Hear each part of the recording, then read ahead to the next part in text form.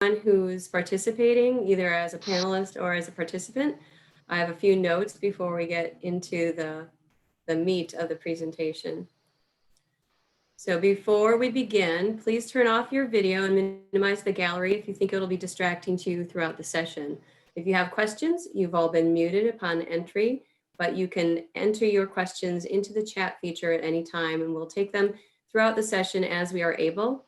And we have also allotted time at the end of the presentation to address specific questions. If we run out of time to answer any questions that are in the chat, we'll address them in our follow-up email. And just to know that we are recording the session and it will be included in a future e-blast to today's attendees, as well as it'll be available to the entire TechReady community.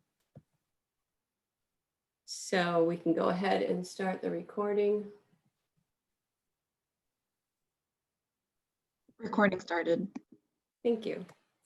So welcome to the webinar today, Job Search Ready with TechReady Illinois. My name is Karen Larson, and I work for DPI, Discovery Partners Institute, which is a division of the University of Illinois system. DPI is one of two partner organizations working on TechReady Illinois, which is hosting the webinar today. And before we get into the main portion of the webinar, let me tell you a little bit about TechReady. So DPI had originally planned to launch their workforce development initiative later in 2021. And then when COVID came along, everything kind of got messed up. And with so many people unemployed, we decided that we needed to do what we could now to help those people. So we partnered with P33 and launched TechReady in early June. And TechReady is focused on increasing the availability and access to training programs in high demand tech fields. Many of our programs include certificates, and some of them also include a student experience, which would include study groups, coaching, and projects. We've curated the entire portfolio of courses and programs with leading employer-driven input and have grouped our programs into 4 learning tracks that include data analytics, cloud computing, software development, and cybersecurity. All in total, we have about 10 providers providing over 20 different programs. That's actually going to be up just shortly here. We have a couple more providers joining the platform, and that will bring our number of programs up to closer to 30. They range in skill levels from introductory and intermediate and advanced. They run from a full weekend to 32 weeks of training, and from free to several $1,000s for a full certificate. To learn more, you can visit us at www.techreadyillinois.com. And then I wanted to start out the major part of this session by talking about the job market in tech just a little bit. So on the screen, you can see 4 job titles here: information security analyst, data analyst, operations research analyst, software developer / software engineer, and then systems administrator. You can see most of them have a very high salary range, and then most of them also have a very good growth rate, except for a network and computer systems administrator. But keep in mind, there's a big difference between a good growth rate, like a 22% growth rate on a 1.5 million jobs across the United States last year, and 25 or 31% on 100,000 jobs. So the demand side can vary greatly across all of these different types of roles. And if you look at software development in particular, it's huge and shows no sign of stopping. And at 1.5 million jobs across the US and at 22%, there are lots of opportunities there. But you also have to balance that with the market demand, with the skills needed in a particular role and your own interests, along with your time, energy, and dedication on learning new skills. I want to also point out that these job skill or job titles include a vast array of different skills needed, job title subcategories that fall into that group, and how employers recognize those skills, whether they recognize certificates in that particular disciplinary area, certificates or full degrees, or just regular experience that you've been able to obtain on your own and self-learning and projects. And they will be attractive for different reasons. So for instance, in the information system or information security analysis area, The skills involved are risk analysis, ethical hacking, and programming, which are quite different from a data analysis role that includes SQL, Excel, data visualization, and that differs greatly from the software development area where you're going to be looking at programming with C++ or Python using Agile methodology and Scrum. And then within network administration systems, AWS, Linux, and Azure programming are key skills. So there's quite a wide variety of skills needed across those four areas. And that's just one small segment of IT. So people need to learn new skills. They tend to need to learn new skills with every new job or project that comes along. So it's really important to develop the ability to self-teach or commit yourself to a lifelong learning, especially within information technology. Let's see. Oh, the other thing I wanted to point out is within a particular job title, there are lots of subtitles. So taking software development in particular, there are software engineers, Java developers, quality assurance analysts, Salesforce developer, full stack engineer, all different roles within that one category. And the list goes on from there. So it can be pretty complicated and maybe a little bit intimidating to get into IT, but you have to get to know that particular track that you're interested in and then understand the nuances involved. And that's where some self-reflection and taking some free or low-cost courses can help you determine what path is good for you. You can also get help from a career coach or advisor. They can help you reflect on your transferable skills along with specific tech skills you need and find a path that's right for you. And just remember, there's no one right path, just one of many possible right paths. So with that, I'm going to turn off my screen share and pull up my notes. All right, so now it's the panelist portion of the session. It's my pleasure to introduce you to our panelists. I'll start one by one introducing them and then asking them a question on their job search advice. Once we're through with our three panelists, I have some other questions that I prepared for them, and then we'll take questions from the attendees. So we're going to start with Jeff. Jeff Wilson is currently a lecturer at the University of Illinois Chicago College of Business. He teaches professional presence and civic engagement, drawing heavily on his improv training at the Second City and his 10+ years as a career coach. So Jeff, what is one thing that you've learned through your improv experiences that is surprisingly helpful in the job search process? I think, thanks, Karen. I think the interesting thing is when we're talking about tech, we're talking about hard skills, and improv works on soft skills. So it's this really a whole spectrum of skills we're talking about here. So it may not be something that people have necessarily thought about, but improv can make anybody better at whatever they do. It can make a salesperson better at sales. It can make a preacher better at preaching. It can make a teacher better at teaching, and it can make a job searcher better at interviewing and give you confidence. So I think it helps you. It helps you build confidence. It helps you be more present. A lot of improv, the tenets of improv are being fully present and aware of everything that's going around you. It helps you be more authentic, and it helps you communicate. And these are all critical skills to an interview process and to the networking process that will ultimately land you that interview. So as far as surprising things that I learned from improv that people could find applicable, I think it's just it helps you be more comfortable and relax and be confident that, okay, I know this stuff. This interview is about me. I know me. So a lot of it's the study of me, and it's all done through children's games. So highly recommend anybody as part of your whole process, consider taking a class at the Second City or other improv delivery folks. And it's all online right now, and it's quite valuable. Yeah, I've taken a couple of classes at Second City myself and found it very valuable in just like trusting yourself, going with your gut, trust in supporting the people with you, the yes and method. And um, I found it very helpful. All right, we're going to move on now to Linda Harvey. Linda Harvey is an experienced career strategist, talent developer, and coach with more than 25 years of experience working with clients seeking to advance their personal and professional lives. Linda has corporate consulting experience in design, launch, and integration of an early careers program for global technology professional services firm. She is active in workforce development, job readiness training, and first generation college programs in her community. With hands-on and a pragmatic approach, she guides clients towards identifying and pursuing their best fit career paths and in securing opportunities to make their aspirations a reality.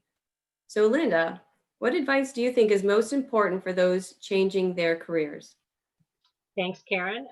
Yes, and to everything that Jeff said, by the way. I too am a great supporter of the improv method and how it informs you to be a better, more productive person navigating the life that we are leading. So thank you for that. I think in order to affect a career change and a career switch, one of the most effective things is to make networking a habit. The idea that anyone that you encounter can be a potential opportunity for building both knowledge and network, and lead you to further conversations that ultimately lead you to opportunities. And people often assume that networking is limited to a particular event or a particular scope of activities that you, the searcher, have to sign up to go do, and then you're in a room, or in the case of the current era, you're on a Zoom with people you don't know, and it's incumbent on you to make your presence known and felt and your desires clear to the people that are there. And I'm not saying those aren't clear objectives, but one should make networking not as intimidating, as daunting a prospect. And if you make it a habit where you are often looking at anyone you come in contact with as a potential source of both building your own knowledge and your network of connections, then it doesn't become a block to you getting where you need to go. So things that one wants to think about is that also networking goes both ways. It's not just what that other person can do for you, but what you bring to that relationship. Most people that we encounter, if you say, I'm looking for an opportunity to do something different than I've done before, say, oh, how very interesting, how can I help? And if your response is, well, I'm open to just about anything, that doesn't help them help you. If you go to them with a more specific ask that is still open and receptive to taking in what they can give you in terms of building knowledge and building network, then you have a connection. You've got the foundation by which you can continue that conversation. And by continuing that conversation, you get more opportunities to talk to more people that build your network. So if there's one key thing that I ask of anyone that I work with in terms of how do you want to make a change in your professional life, don't worry about, I'm not a good networker, just make it a habit.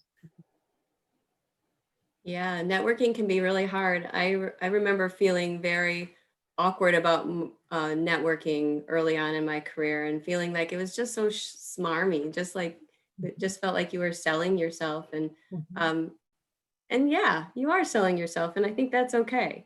Um, so yeah, getting comfortable with that is really important. Um, our third speaker, last but not least, is Nettie Spiwack. Nettie has worked with more than 100 major US corporations and has interacted personally with over 15,000 people from every walk of life on the issues of managing their careers, from large-scale outplacement to organizational career management to executive coaching. Nettie maintains a private career transition and executive coaching practice. So Nettie, how do you advise people to think about their personal brand as it relates to the job search process?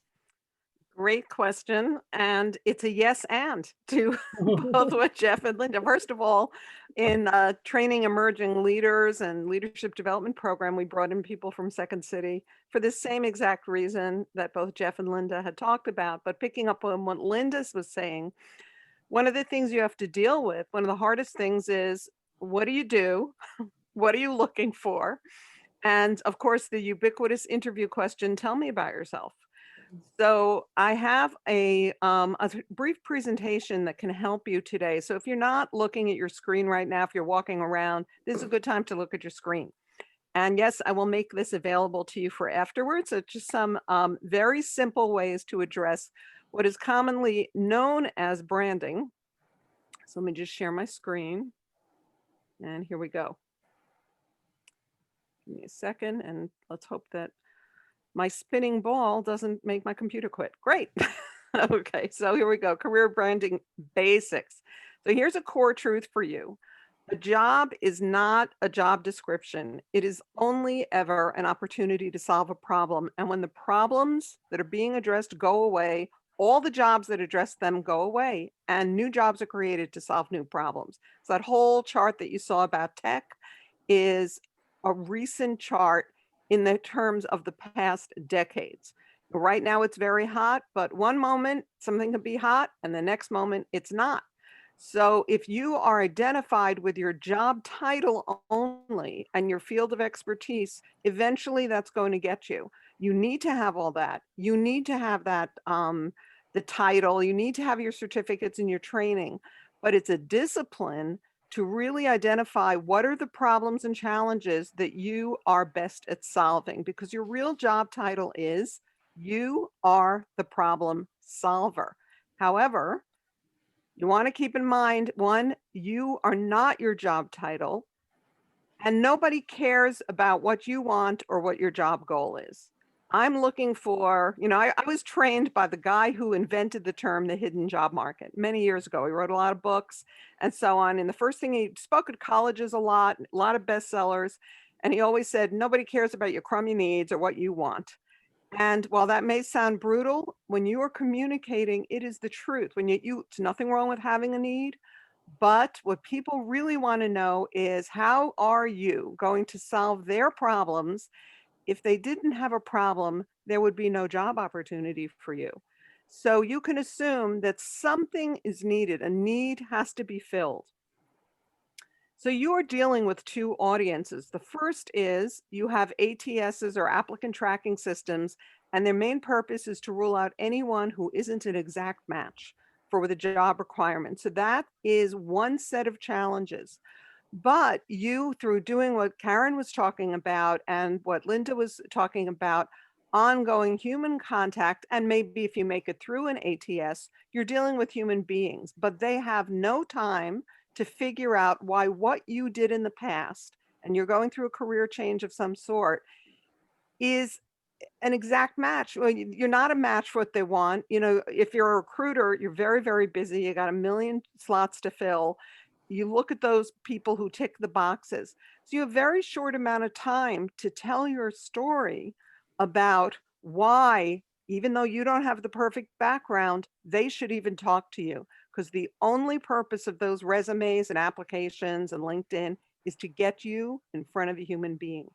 So to deal with ATS systems, you're going to use the language of the job description in your resume, cover letter, and LinkedIn tags. And I highly recommend the tool jobscan.co, not .com, but you can get a free account that can give you up to 5 scans a month for both LinkedIn and for your resume. And it's tough.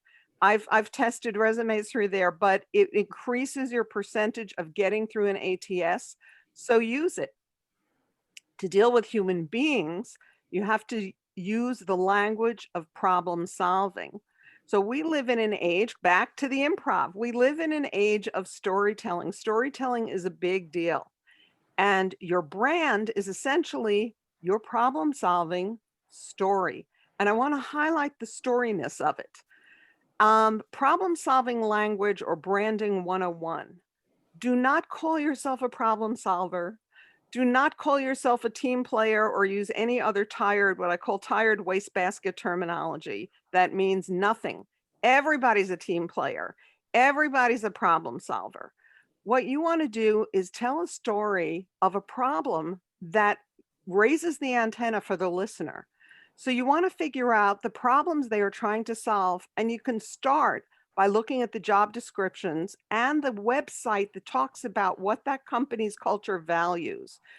So the job descriptions that match what you're looking for, even if right now they don't have any job openings. So you can be looking at what does a junior or an entry-level analyst, what is always in the language of those job descriptions? Or if you're targeting a particular company you'd like to work for, how do they describe themselves and what matches their culture?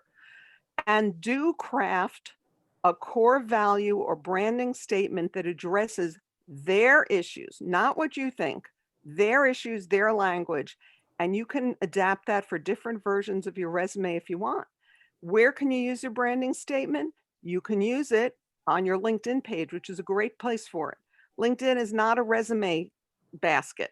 It's got purposes. It's a place for someone to find out more about you. And this is where you could get included in a place that otherwise might exclude you. Do use your experience and your common sense if you don't know the exact issues. So real quickly, how do you get to a core value statement? Use what's called the Gaddy pitch to get yourself started. So you start with a vivid description of a recognizable problem. And you can think in terms of the phrase, you know how early on, this is an actual one that I worked on with a client. You know how early on in a startup, teams get thrown together depending on who's available and has some of the needed skills. With explosive growth, problems begin to show up with a loss of motivation and engagement. And that signals that talented professionals are not in the roles that let them shine. So if somebody's runs a startup company, they recognize this problem. They get this second round of funding, they're growing explosively, and the people who are doing everything, it just begins to fall apart. So now what do you bring to the table? And you can say this many different ways. In this case, it's right to the issue. I pinpoint those business junctures and provide the structures and support for rapid growth in a fast-moving digital environment, structures for the business and structures for the people. Now, how does that match up against I'm a good team player, I'm a problem solver? It paints a picture of the problem and the solution. And here's one last example. You know how, but it's not phrased that way. It just says, in the crunch environment of media planning, people say they don't have time to get processes implemented. The risk is they end up doing things their own way, but then the processes aren't standardized or replicable or even on time. As an inefficiency slayer, I have a way of busting through time jams and getting the deliverables out on time or early while keeping my team in good shape. So that's somebody wants to pay attention to. So here's a couple of tips for branding. If you don't know what it is you bring to the table, like efficiency slayer and inefficiency slayer, you can ask your friends and colleagues, what do you rely on me most for? What have you seen me doing in the past that you count on me for that? It may be invisible to you, but it's visible to them. Use the language they use and the language of the company and the jobs. You want your language to be a mix of those things. You want to describe the problems in a way people can relate to. I gave you 2 examples. I have a phrase that I use with my client, take me to the movies. Don't give me a checklist of search terms. I need to see the movie in the head that this person knows my life. They know the issues that I deal with. And avoid jargon. Save that as much as possible for the tags in your skills section in your resume or on your LinkedIn. So that's it for what I just wanted to say as an overview. And yes, I will make that available if people would like to have it. My computer's going slow to exit here. Let me stop the Looks like you share. were successful. Yeah. So thanks. I know I went on a little longer than my colleagues, but I just wanted to give some clear how-tos in that area. No, that's very valuable. Personal branding can be really important. And I know, circling back to the beginning part of your response, that getting through that ATS. That's why you've got to, going back to what Linda said about the network, you've got to always be cultivating that network and making sure that you're keeping your relationships current, so that they are there for you and you can be there for them when you need something. I'm gonna move now into sort of the questions for multiple people section. And this first question I'm gonna address to Linda and Nettie. So Linda, if you would first take, how has COVID affected the job application process? How has it affected the application process? Insofar as everything has moved, as we are presently engaged in a Zoom, the opportunity to meet with other people. So going back to the networking opportunities, in some ways it's a perverse incentive. Without individuals having to travel from home into their place of work, that transition period is almost found time for lots of individuals. So there's actually more hours in the workday that individuals can engage with some of the building of network and relationships that they might otherwise have been too exhausted from driving into the office or rushing to get the train to get somewhere. So as a job seeker, again, it goes into that intimidation factor. I don't want to take up somebody's time if I don't know what it is that I'm asking them to go do. I would say that as individuals looking for opportunities to engage with others and move into new roles, take full advantage of the fact that many people are spending more hours at home and are more available than they might otherwise have been. And because there is something in the COVID era about being present for the community in a safe way, I think you, as my late mother used to say, you don't get if you don't ask, and there's nothing wrong with asking. Right. And I think people that would normally not be available to you are now available. They're in a different city, but now we all live on Zoom. So, yeah. Nettie, do you have a response to that question? Yes, this is heaven for introverts. Yeah. People who hated to leave their homes and go to events. And I'm not even very introverted. I'm kind of on the borderline, but big crowded networking events were never my thing. But reaching out on LinkedIn is more possible than ever and having a response. What I tell people is the hardest thing that you'll deal with is not that people don't want to talk to you, it's getting on their calendars.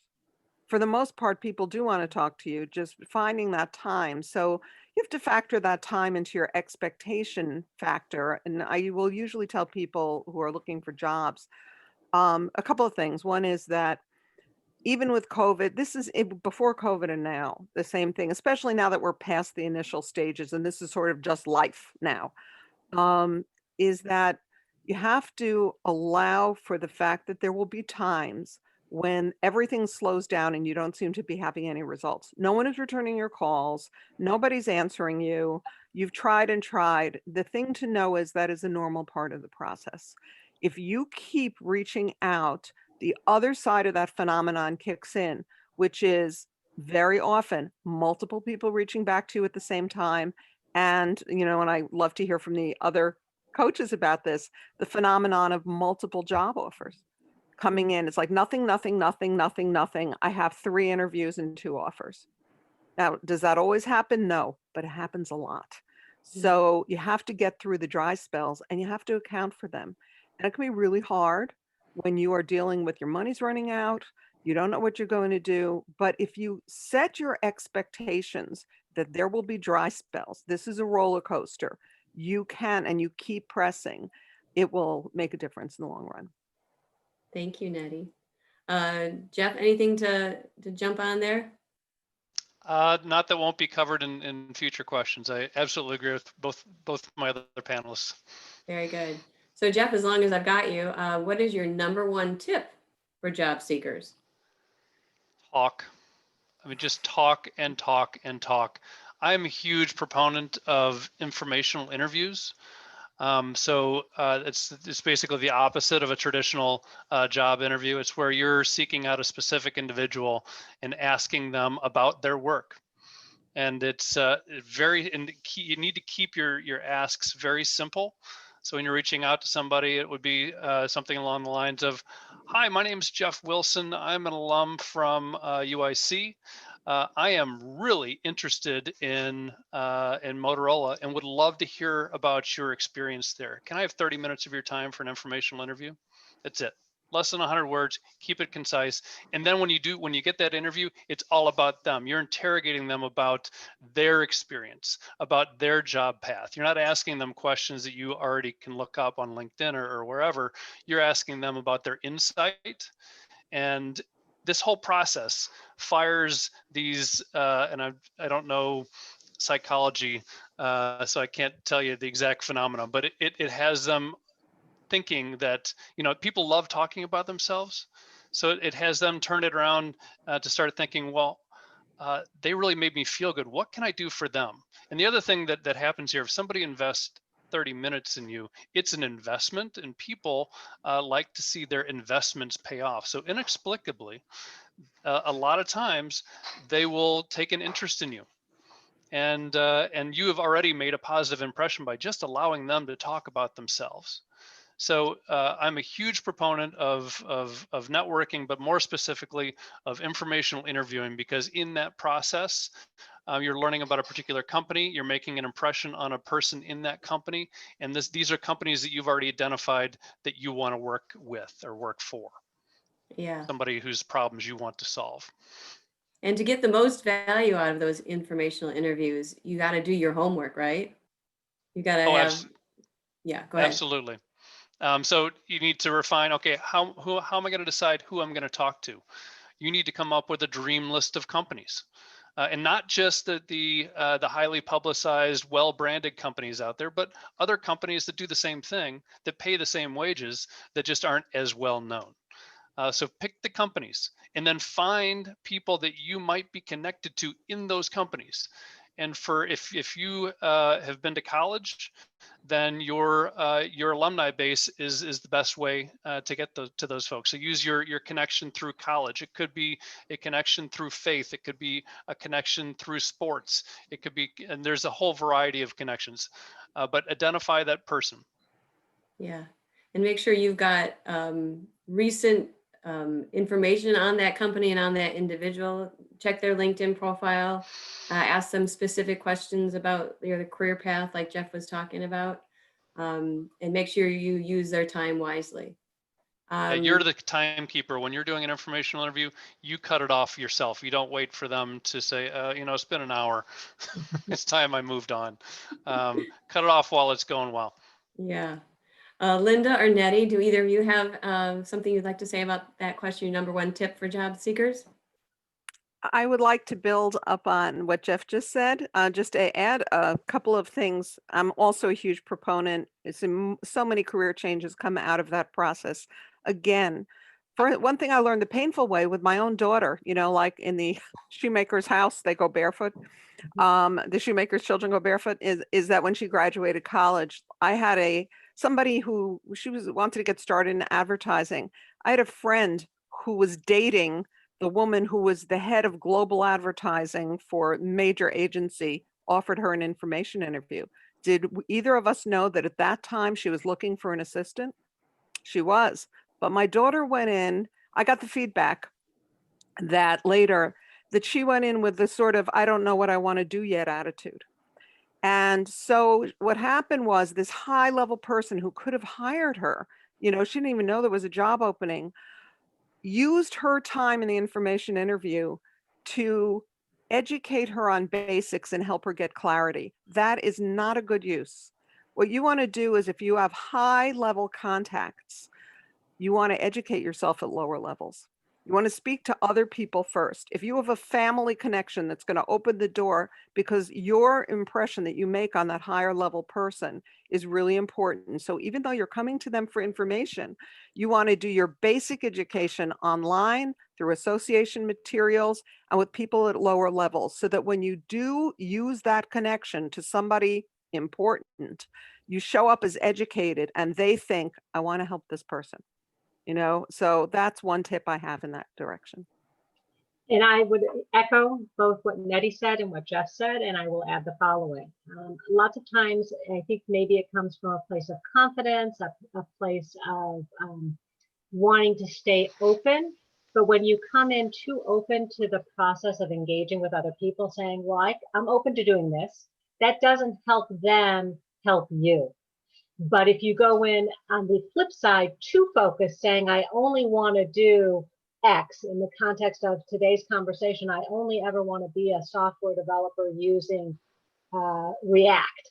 That's not helpful either. You have to be somewhere in that sweet zone where you present yourself as open to possibilities, confident about what solutions you can provide them, and that you're willing to engage with them to identify what's possible, and that you're a responsible individual with whom they can also feel proud about referring you to other opportunities.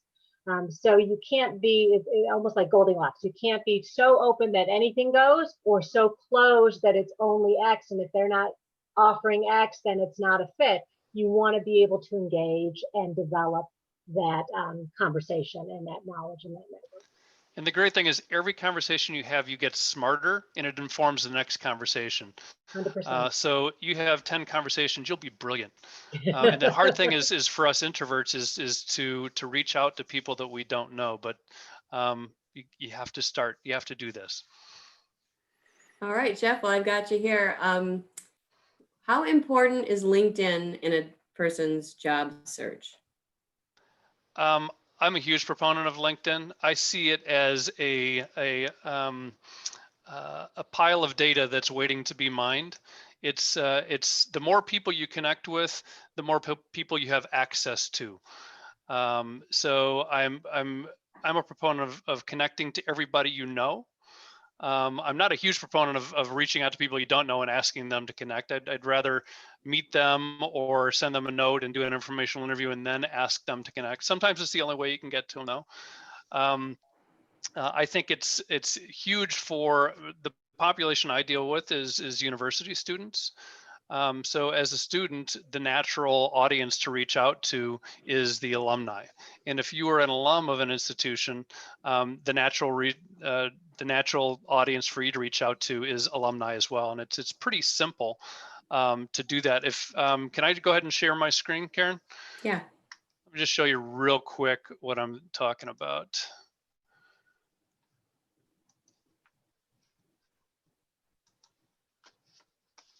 I'm not sure that's what I wanted to do. Yep. Well, I see it.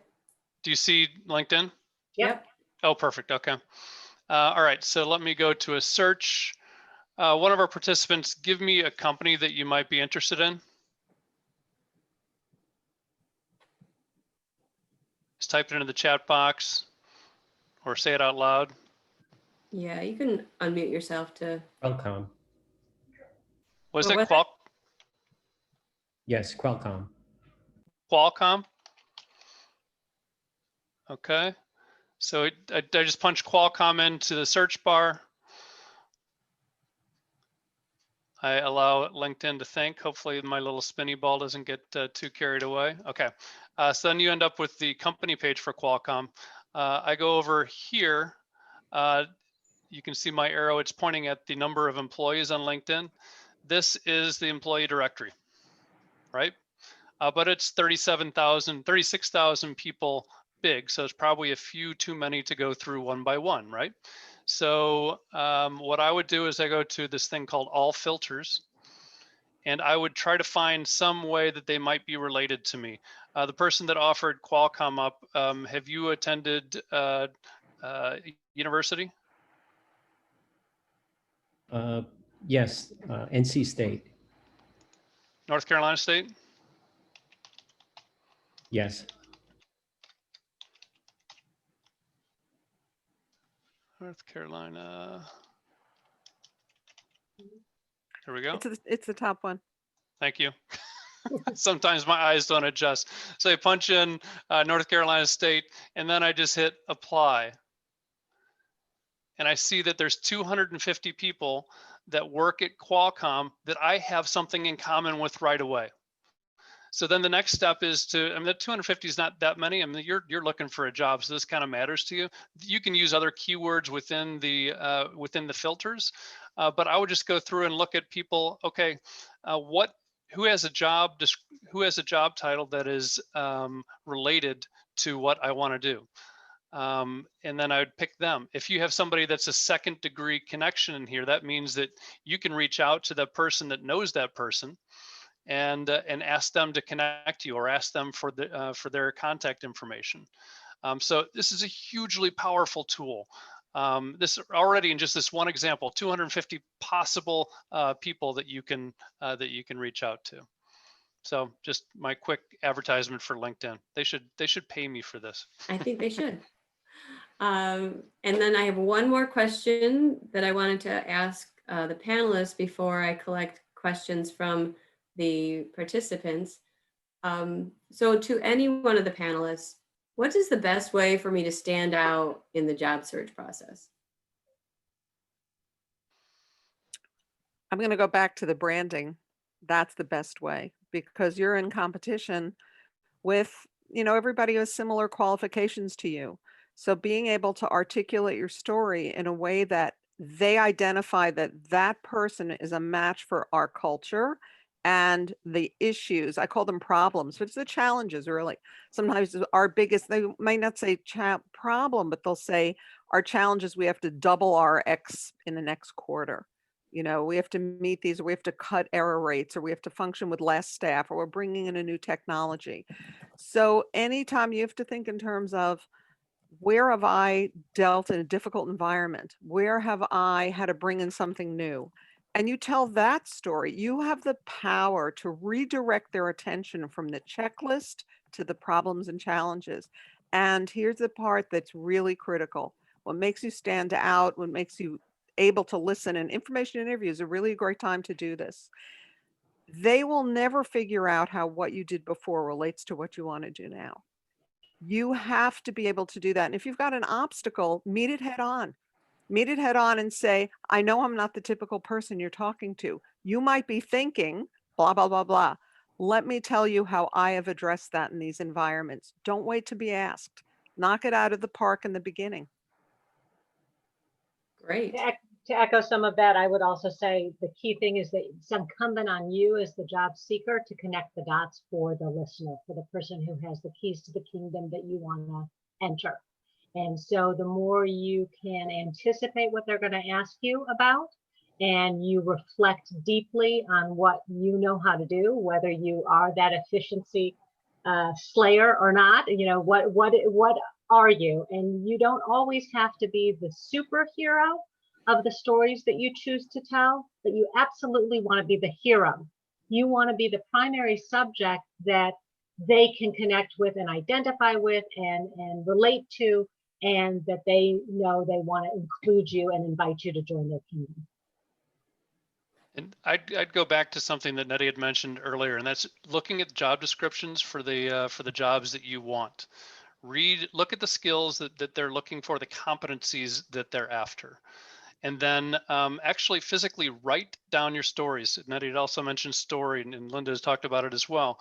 I'm all about story as well. So write the stories down. So you have a story about leadership, then write a half page out. How would you, and write it as you would say it. Don't write it, and you're not going to memorize these. You're not going to read them, certainly in an interview, but just the process of writing it down and knowing that, okay, I have a story about leadership. I have a story about conflict management. I have a story that demonstrates these particular technical skills that I know this person is, this company is looking for, because I've solved those problems before, or I've solved a similar problem. So actually physically write your stories down. And before you walk into any interview, whether it's informational or job interview, read your stories. And that deposits it all in your short-term memory. And then you have something that you can pull out easily. And it gives you confidence and will relax you in any of your interactions. Can I add to that, Jeff, for a second? Absolutely. Yes, please. Some people, I'm not one of these people, but some people I deal with like to make up Excel spreadsheets where you can make tags for which qualities go with which stories. I say that Mhm. most people can get by with 5 stories. You have 5 stories that demonstrate your accomplishments and so on. Look for what are all the different tags in a given job, and then write them in so that you can sort.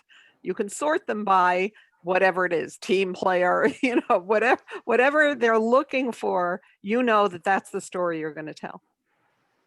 Absolutely. I have Great. my students hashtag all of their stories with the Great. critical competencies and the competencies for their jobs.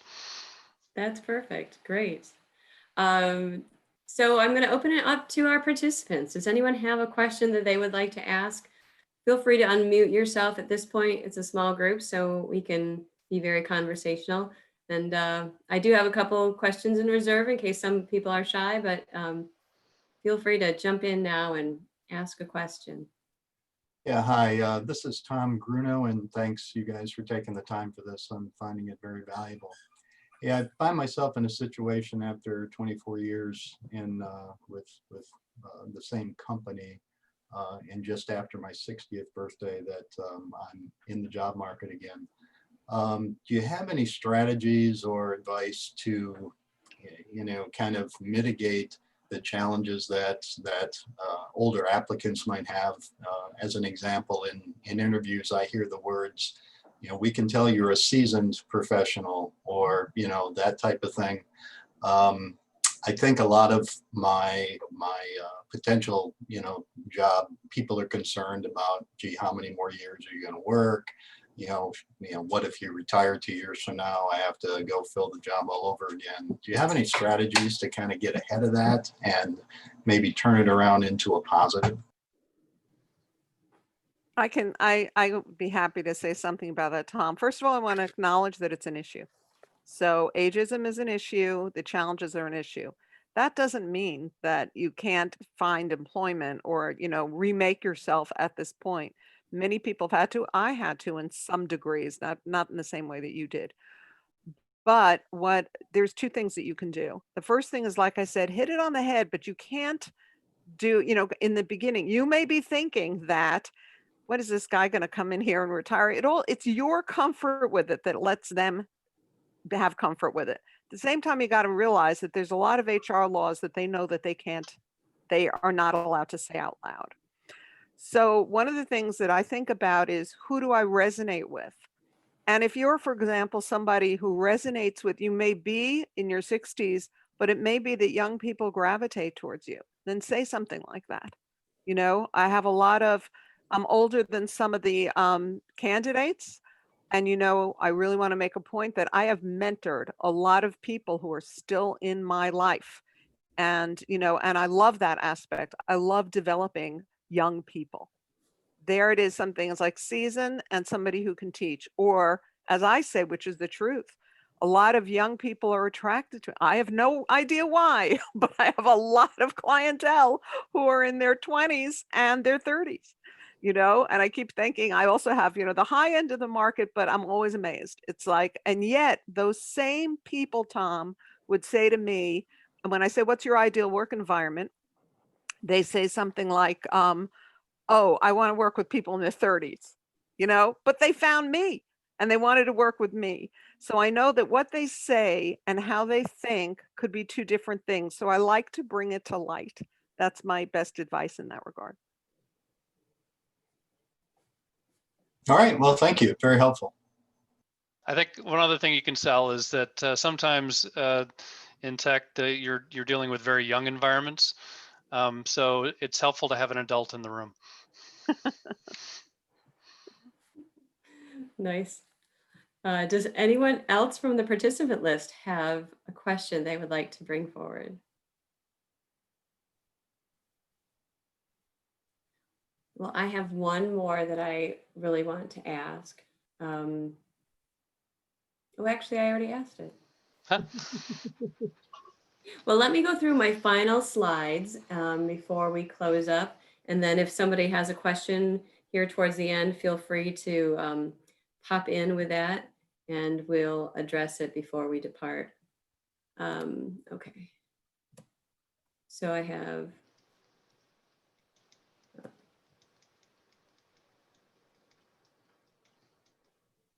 Yeah. Okay. 2 more slides. So I want to thank our coaches today who have joined us, Linda Harvey, Nettie Spiwack. I'm not sure I'm saying your You last are, name. that's Okay. correct. Yeah. And Jeffrey Wilson. Their email addresses are here, and I forgot to ask them if they would be willing to answer questions. It's fine.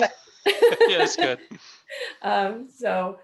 And I'm also available to answer questions as needed.